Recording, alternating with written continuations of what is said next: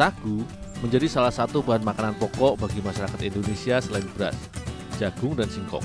Sagu banyak dikonsumsi oleh masyarakat di Indonesia bagian timur, di Sulawesi, Maluku, Nusa Tenggara, hingga Papua. Begitu juga bagi masyarakat Kolaka, Sulawesi Tenggara ini. Di sini sagu biasa diolah menjadi masakan ataupun makanan ringan, seperti sinonggi, hingga beragam jenis kue. Di UKM Surya Mandiri pimpinan Pak Saifuddin ini, ada banyak jenis olahan makanan khas Kolaka yang dibuat dengan bahan baku sagu. Workshop yang berada di kawasan Polres Woloko Kolaka, UKM ini menjadi salah satu produsen oleh-oleh khas Sulawesi Tenggara. Salah satunya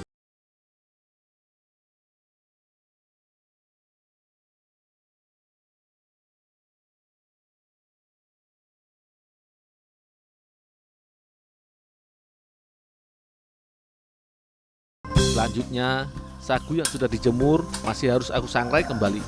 Tujuannya untuk memastikan bahwa sagu yang digunakan benar-benar kering. Penyangraian ini juga bermaksud untuk mematangkan sagu, hingga saat proses pengadonan dan pemasakannya nanti tidak terlalu butuh waktu. Sekitar setengah jam hingga sagu ini benar-benar matang dan kering.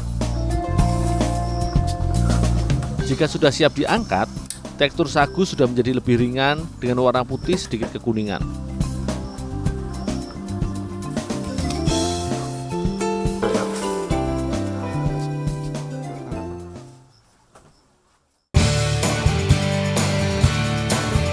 Hasil penyangraian ini, aku ayak hingga menyisakan bulir sagu yang benar-benar halus saja, sehingga akan dihasilkan produk olahan yang lembut dan bersih.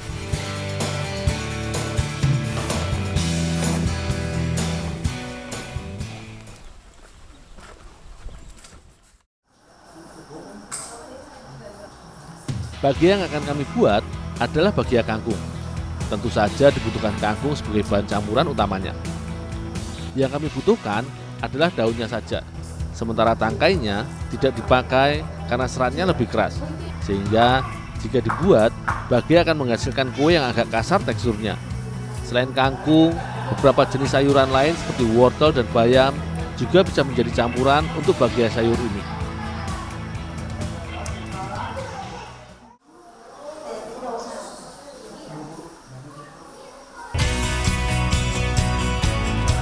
Dalam satu adonan dibutuhkan sekitar 150 gram daun kangkung segar.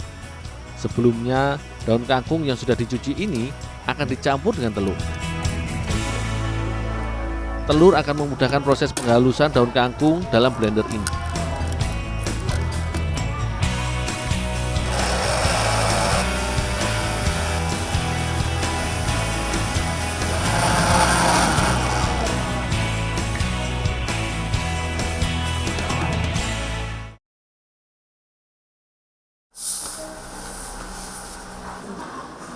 Adonan bagian kangkung dibuat dengan mencampur 2 kg gula putih dengan 24 butir telur ayam. Sebenarnya dibutuhkan 30 butir telur, tetapi karena 6 butir telur sudah dicampurkan dengan kangkung blender, maka Ibu Ramlah tinggal menambahkan sisa telurnya saja.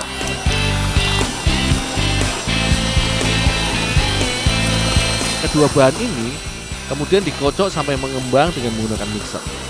Saat dikocok, harus dipastikan gula benar-benar larut dan tercampur dengan telur.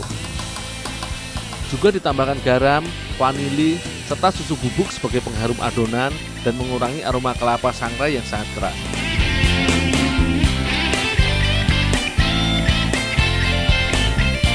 Kelapa sangrai kemudian dimasukkan ke dalam adonan.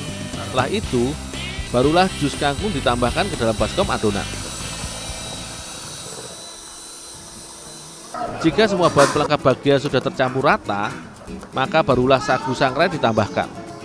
Banyaknya sagu yang diadon menyesuaikan dengan jumlah campuran bahan pelengkap tadi.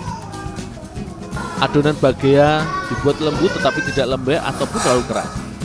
Untuk itulah penambahan sagu dilakukan sedikit demi sedikit untuk memastikan adonan yang dihasilkan pas sehingga bagian yang didapat juga menjadi lebih renyah.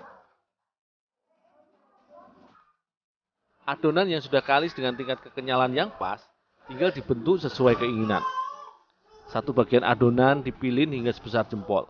Kemudian dipotong-potong menjadi bagian yang lebih kecil berukuran sekitar 3 cm saja. Saat membentuk adonan, harus dipastikan tangan dan papan alasnya licin dan sudah diberi minyak sayur agar mudah dibentuk dan tidak lengket. Potongan bagian kecil kemudian diletakkan dan disusun dalam loyang untuk dibakar. Tetapi sebelumnya, bagian atas kue harus diberi biji wijen agar tampilannya menjadi lebih bagus.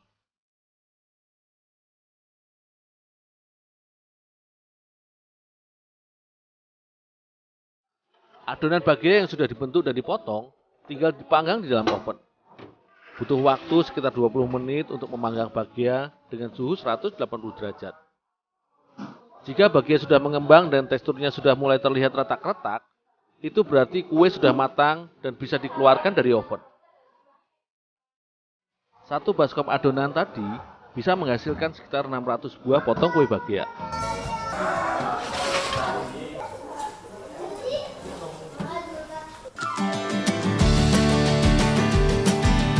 Kue-kue yang sudah masak ini didinginkan sebentar hingga uap panasnya hilang. Setelah dingin, barulah bagian bisa dikemas dalam kotak plastik mika berukuran sedang yang berisi sekitar 21 potong bagian. Bagian bawah plastik mika diberi alas dari guntingan karton yang diberi kertas minyak. Tujuannya untuk menjaga agar kue tidak bergeser posisinya sehingga lebih rapi. Kertas minyak juga digunakan untuk menyerap minyak yang masuk saat pembentukan adonan tadi. Bagian yang dibuat tanpa pengawet ini bisa bertahan hingga 2 bulan. Untuk menjaga kerenyahan bagiannya, maka kotak mika ini juga dimasukkan dalam plastik dan dipres agar kedap udara. Penambahan jus kangkung membuat tampilan bagian lebih menarik dan rasanya juga menjadi gurih dan manis. Perpaduan gurihnya kelapa dengan manisnya gula serta telur membuat bagian kangkung cocok dinikmati dan menjadi jamuan bagi para tamu. Dengan harga jual hanya sekitar Rp13.000 per kemasan, tentu saja bagian bisa menjadi buah tangan saat berkunjung ke Kolaka.